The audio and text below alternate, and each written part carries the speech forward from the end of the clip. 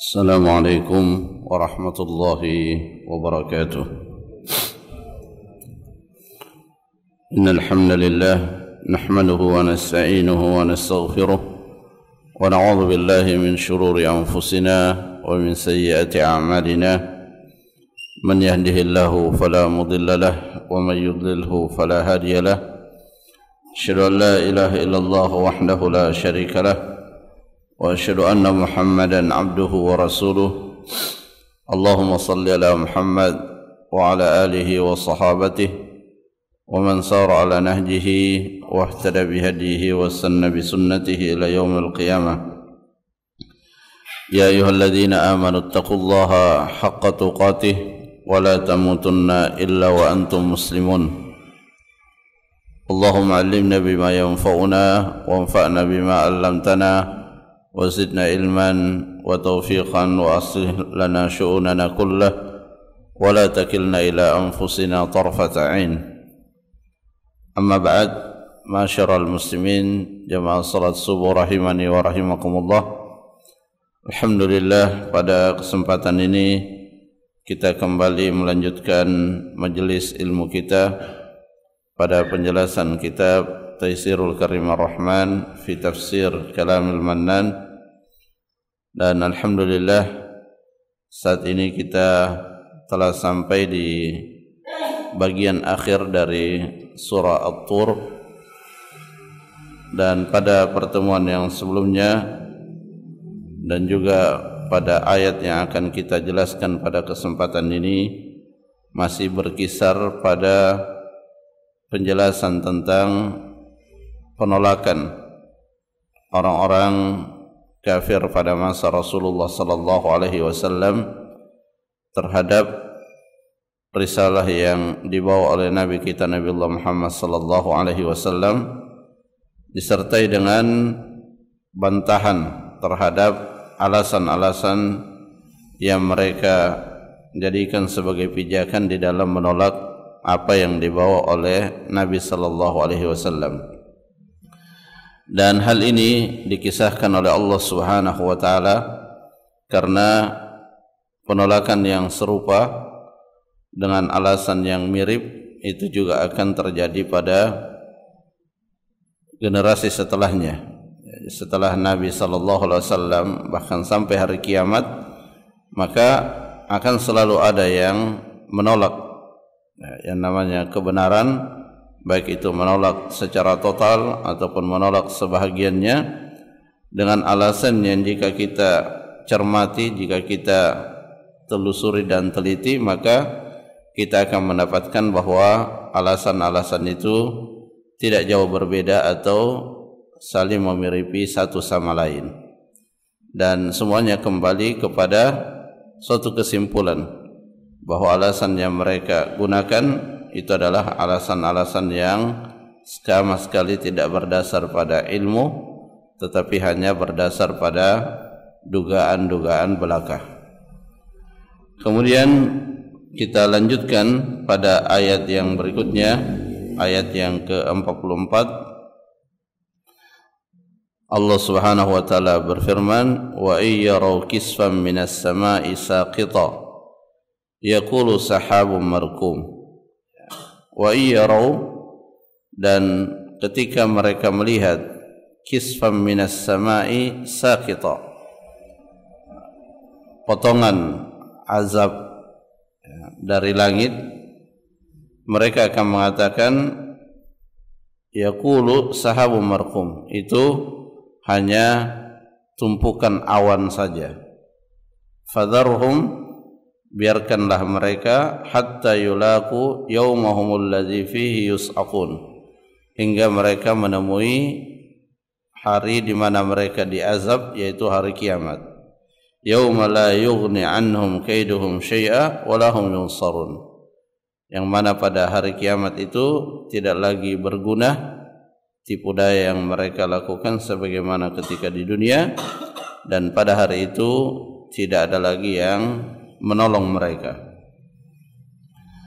Syekh Sa'di rahimahullah menjelaskan berkaitan dengan beberapa ayat yang tadi kita sebutkan. Beliau berkata, yaqulu ta'ala fi dzikri bayani anna al-musyrikin al-mukadzibin bil haqqil wadih qad atau 'anil haqqi wa asau 'alal batil.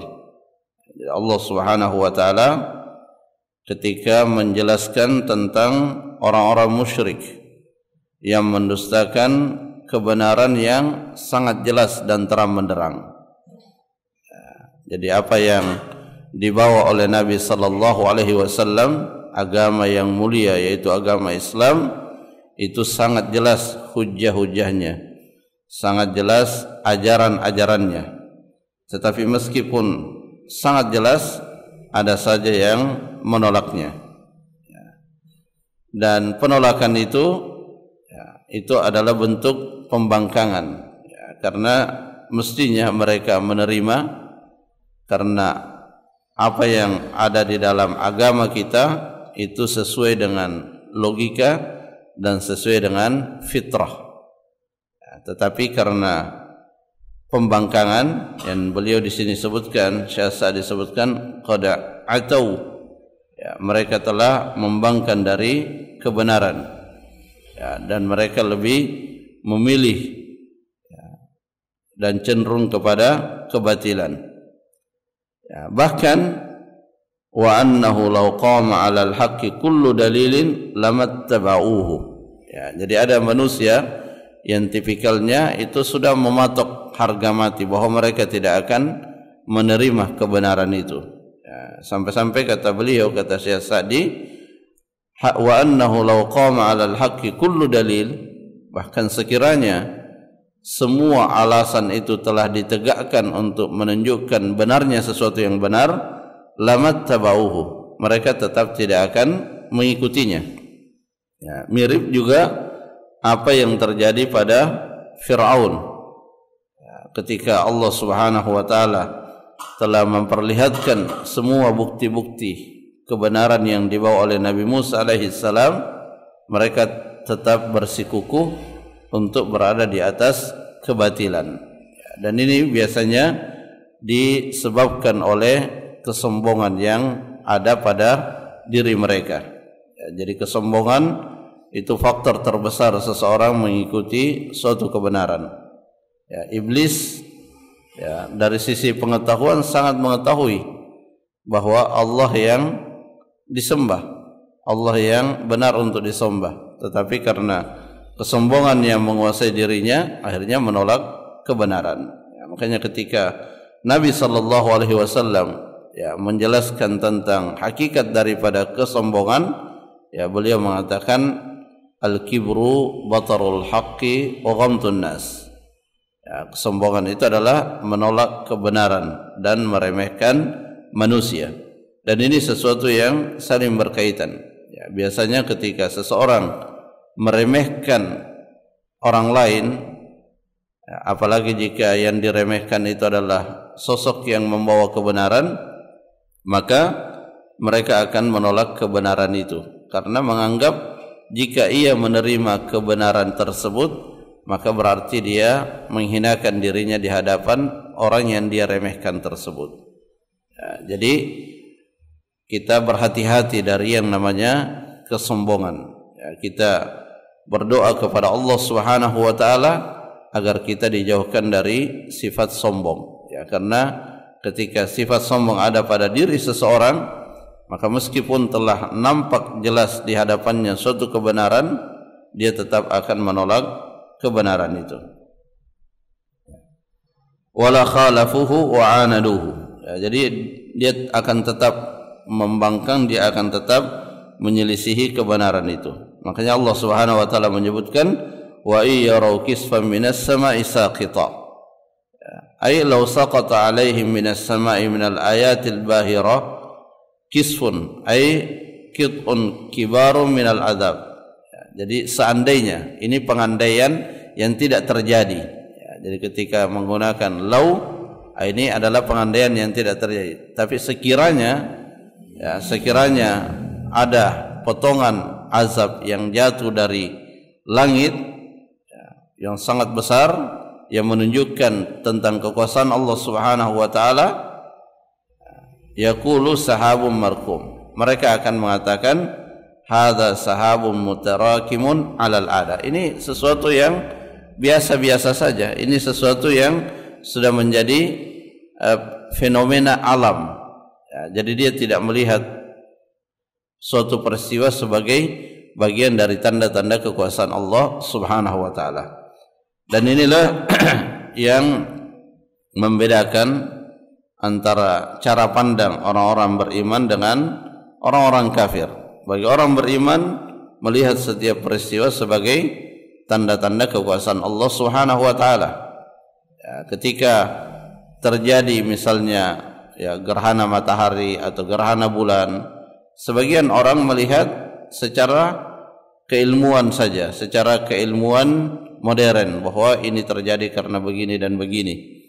Tetapi bagi seorang muslim, dia melihat peristiwa yang seperti itu, apalagi peristiwa yang tidak lazim terjadi, maka dia akan melihatnya sebagai tanda-tanda kekuasaan Allah Subhanahu wa taala. Dalam Al-Qur'an Allah Subhanahu wa taala berfirman, "Wa ma arsal," Allah Subhanahu wa taala berfirman, artinya dan tidaklah kami mengutus tidaklah kami mengutus peristiwa-peristiwa yang menakutkan kecuali sebagai cara Allah Subhanahu wa taala untuk menghadirkan rasa takut di kalangan para hamba-hambanya, agar rasa takut itu menjadikan mereka hanya beribadah kepada Allah Subhanahu wa taala.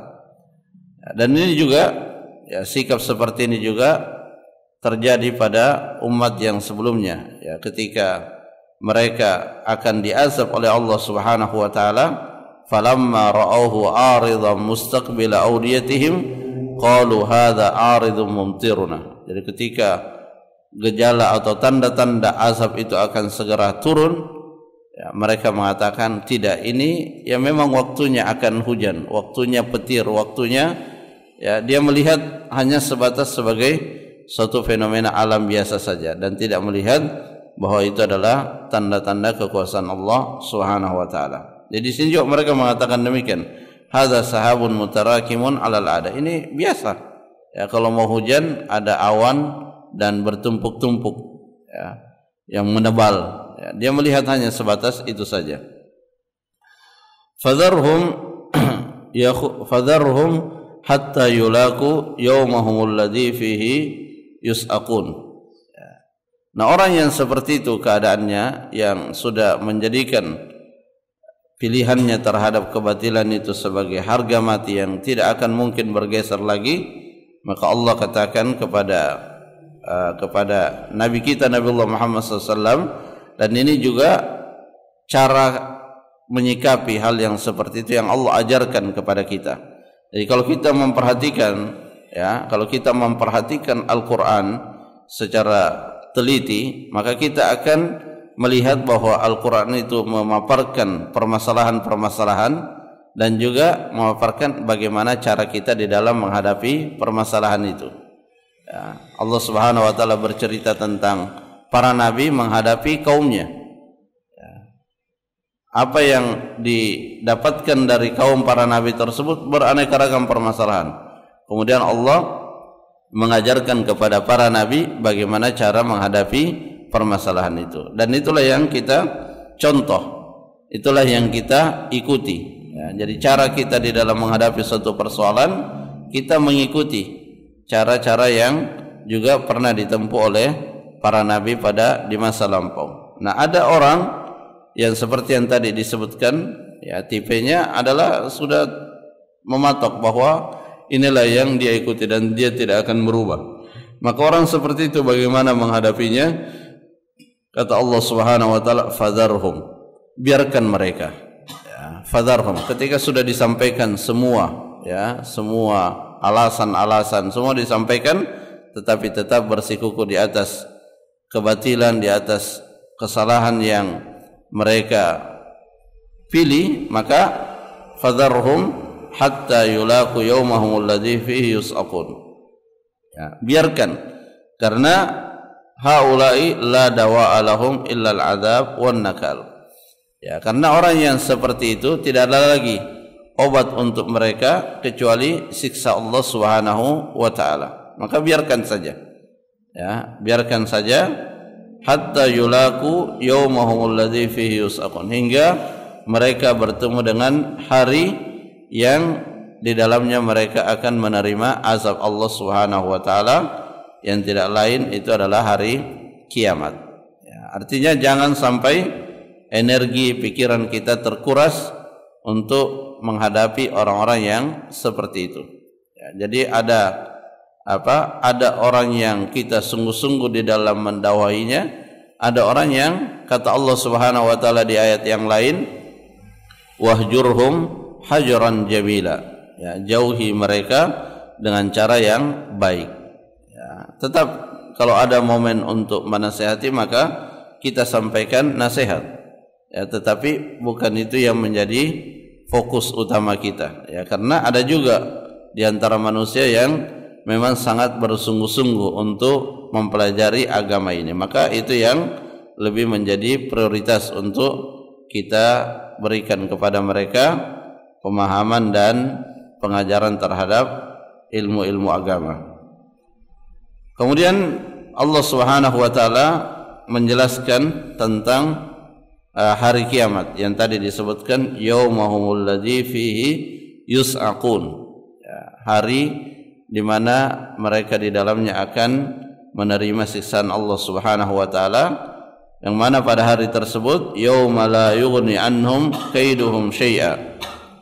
Ya, pada hari di mana tidak lagi bermanfaat tipu daya mereka sedikit pun. Ya, baik itu yang tipu dayanya sangat terencana, ya, sangat detail, ya, rencana-rencana yang mereka lakukan sangat mendetail, ya, itu semua tidak akan berguna. Wa in kana fid dunya qad yujadu minhum kaidun ya'ishuna bihi zamanan qalila. Ya, meskipun waktu di dunia dia bisa leluasa membuat tipu daya, ya, bisa leluasa merancang strategi, ya, dan mungkin dia dapatkan sebagian dari manfaat strategi yang mereka buat. Tetapi pada hari kiamat la yughni, ya, tidak lagi bermanfaat, tidak ada lagi gunanya hal-hal yang seperti itu. Yauma la yughni anhum kaiduhum syai'a,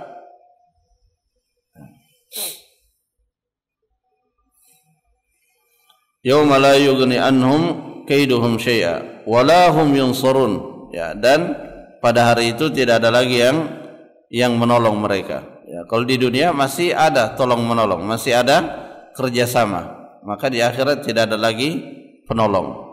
Penolong satu-satunya adalah Allah Subhanahu wa taala. Ada yang mendapatkan syafaat, tetapi syafaat itu atas izin Allah Subhanahu wa taala, sehingga memang tidak ada lagi penolong kecuali hanya Allah Subhanahu wa taala. Karena siapapun yang akan memberikan syafaat, mereka tidak akan bisa memberikan syafaat kecuali atas izin Allah Subhanahu wa taala. Kemudian di ayat yang berikutnya, wa inna lil ladzina zalamu adzaban duna dzalik. Jadi ketika Allah Subhanahu wa taala menyebutkan tentang azab yang Allah berikan kepada orang-orang zalim, kepada orang-orang kafir pada hari akhirat, Allah Subhanahu wa taala juga menyebutkan bahwa ada azab lain yang mereka akan dapatkan. Wa inna lil ladzina zalamu, dan sesungguhnya bagi orang-orang yang zalim azaban duna dzalik, azab yang lebih ringan sebelum mereka mendapatkan azab pada hari kiamat. Dan itu mencakup azab yang mereka terima di dunia, ya, berupa ya mungkin pada saat mereka diperangi atau pada saat mereka terkena dengan musibah, ya, sama dengan firman Allah Subhanahu wa taala di dalam ayat yang lain, wala nudhiqannahum minal adzabil adna dunal adzabil akbari la'allahum yarji'un. Dan sungguh benar-benar kami akan merasakan pada mereka azab yang lebih ringan, siksaan yang lebih ringan. Tujuannya semua dengan hal tersebut mereka sadar dan kembali kepada jalan yang benar. Nah, di dunia ya, beraneka ragam azab ya bisa menimpa seseorang. Ya, Jadi yang orang-orang kafir ketika misalnya diperangi, itu bagian dari azab yang Allah berikan kepada mereka, atau di antara mereka ada yang tertawan atau terusir dari negerinya. Itu semua azab yang tujuannya sesungguhnya untuk memberikan kesempatan untuk menjadi azab tersebut sebagai peringatan bahwa kalau dia tidak berhenti dari kekufuran, tidak berhenti dari kebatilan yang mereka pegangi, maka dia akan mendapatkan azab yang lebih besar dari apa yang mereka rasakan di dunia. Dan termasuk juga di dalam makna azaban duna dzalik, itu adalah azab yang akan diterima di alam barzakh, di alam kubur. Salah satu yang kita yakini dan bagian dari keimanan kita kepada hari akhirat, bahwa di alam kubur itu ada azab dan juga ada kenikmatan. Meskipun kalau kita melihat kuburannya hanya kita lihat ukurannya hanya sekian kali sekian dan tidak terjadi apa-apa, karena memang yang kita lihat itu adalah alam dunianya. Sedangkan ada alam yang lain, yaitu namanya alam barzakh. Dan alam barzakh ini alam yang berbeda, Jadi bukan kita lihat kuburan lantas itulah alam barzakh, tidak. Alam barzakh adalah alam yang berbeda, dan itu termasuk dalam perkara yang gaib. Dan itu adalah gerbang pertama dari hari akhirat. Itu adalah alam barzakh yang mana hadisnya mutawatir menjelaskan bahwa di sana ada siksaan dan juga di sana ada orang yang mendapatkan kenikmatan. Makanya salah satu doa yang kita baca atau disunnahkan untuk kita baca sebelum kita mengucapkan salam itu adalah berlindung dari azab kubur. Karena di antara tempat yang sangat mustajab untuk kita berdoa kepada Allah Subhanahu wa taala itu adalah sebelum kita mengucapkan salam. Nabi SAW mengatakan wal yatakhayyar minad du'ai ma syaa. Hendaklah dia memilih doa yang dia sukai untuk dia baca sebelum dia mengucapkan salam. Ada beberapa doa yang Nabi ajarkan, dan kalau kita ada doa-doa sendiri yang ingin kita ucapkan, maka tempat yang paling tepat untuk kita mengucapkannya itu adalah sebelum kita mengucapkan salam. Adapun setelah salam itu kita fokus untuk berzikir kepada Allah Subhanahu wa taala. Allah berfirman, "Fa idza qudiyatis shalah fadhkurullaha qiyaman wa qu'udan." Ketika salat sudah ditunaikan, maka perbanyaklah mengingat Allah Subhanahu wa taala, karena zikir itu dan amal saleh yang kita lakukan itu mengangkat menjadi sebab terangkatnya doa-doa kita kepada Allah Subhanahu wa taala. Ilaihi yas'adul kalimut thayyibu wal amalus salihu yarfa'u. Dan kepada Allah Subhanahu wa taala kalimat-kalimat yang baik, doa-doa kita itu menuju kepada Allah Subhanahu wa taala, dan amal saleh itulah yang akan mengangkatnya. Wa inna lil ladzina zalamu adzaban duna dzalik walakinna aktsarahum la ya'lamun. Akan tetapi sebagian mereka tidak mengetahui, jadi tidak mengerti bahwa azab yang Allah berikan yang lebih ringan di dunia itu supaya mereka kembali ke jalan Allah Subhanahu wa taala. Tetapi mereka tidak mengerti tujuan daripada azab itu, sehingga azab itu tidak memberikan efek sedikit pun terhadap pilihan-pilihannya yang dia pilih di dalam kehidupan ini. Mereka tetap berada di dalam keburukan. Wasbir li hukmi rabbik. Kemudian setelah itu Allah Subhanahu wa taala menasihatkan kepada nabinya, kepada nabi kita Nabi Allah Muhammad SAW, dan juga tentunya kepada kita semua agar bersabar. Wasbir li hukmi rabbik. Hendaklah bersabar terhadap hukum Allah Subhanahu wa taala, baik itu hukum yang berkaitan dengan takdir-takdirnya di dunia, dan juga hukum yang berkaitan dengan hukum-hukum syariatnya. Jadi Allah Subhanahu wa taala memiliki dua hukum. Ada takdir, seperti hujan, peristiwa-peristiwa yang terjadi itu bagian dari hukum Allah Subhanahu wa taala yang biasa diistilahkan dengan sunnatullah. Matahari terbit dari sebelah timur, terbenam sebelah barat, hujan, banjir, ada kebakaran. Nah, itu semua adalah takdir Allah Subhanahu wa taala. Kita dituntut untuk bersabar jika yang Allah takdirkan tidak sesuai dengan apa yang kita kehendaki.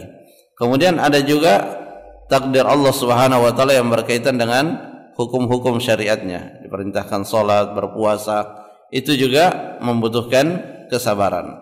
Jadi kita bersabar pada kedua-duanya. Ya, wasbir li hukmi rabbik fa innaka bi ayunina. Karena sesungguhnya ya, kata Allah Subhanahu wa taala, kami memperhatikanmu. Ya, jadi ketika Nabi sallallahu alaihi wasallam telah menyampaikan dakwah ya, dan ternyata respon orang-orang kufar Quraisy itu tidak sebagaimana yang diharapkan, sebagaimana juga yang dialami oleh manusia setelahnya, bahkan apa yang kita alami pada masa ini. Ya, kita melihat misalnya saudara-saudara kita di Palestina terus-menerus terzalimi. Nah, maka kadang hal yang seperti itu menimbulkan di dalam diri seseorang, jangan-jangan ini tidak diperhatikan. Ya, maka kita jauhkan prasangka seperti itu. Ya, Allah Subhanahu wa taala memperhatikan apa yang terjadi pada hamba-hambanya. Allah Subhanahu wa taala mengetahui.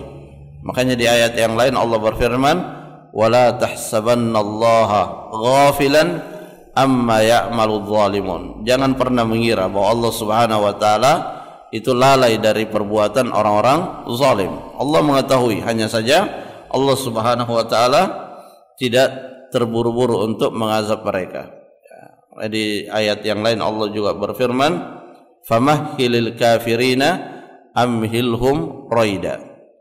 Ya, berikan penangguh, jangan terburu-buru untuk melihat orang-orang kafir itu diazab oleh Allah Subhanahu wa taala, karena segala sesuatunya itu sudah ada ketentuannya, sudah ada ajalnya masing-masing. Di ayat yang lain Allah berfirman, wa yasta'jilunaka bil 'adzabi walaula ajalun musamma laja'ahumul 'adzab wa la ya'tiyannahum baghtatan wa hum la yash'urun.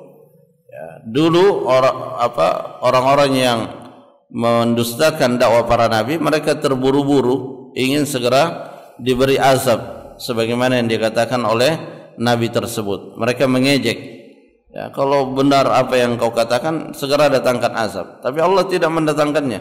Kenapa? Karena semua sudah ada ketentuannya masing-masing. Azab akan datang pada waktu tertentu, itu sudah ada ketentuannya. Nah, karenanya kita diperintahkan untuk bersabar. Ya, kita diperintahkan untuk bersabar. Ketika tiba waktunya, maka itu akan Allah Subhanahu wa taala perlihatkan. Fa innaka bi ayunina wasabbih bihamdi rabbika hina taqum. Nah, apa yang kita lakukan? Wasabbih bihamdi rabbik.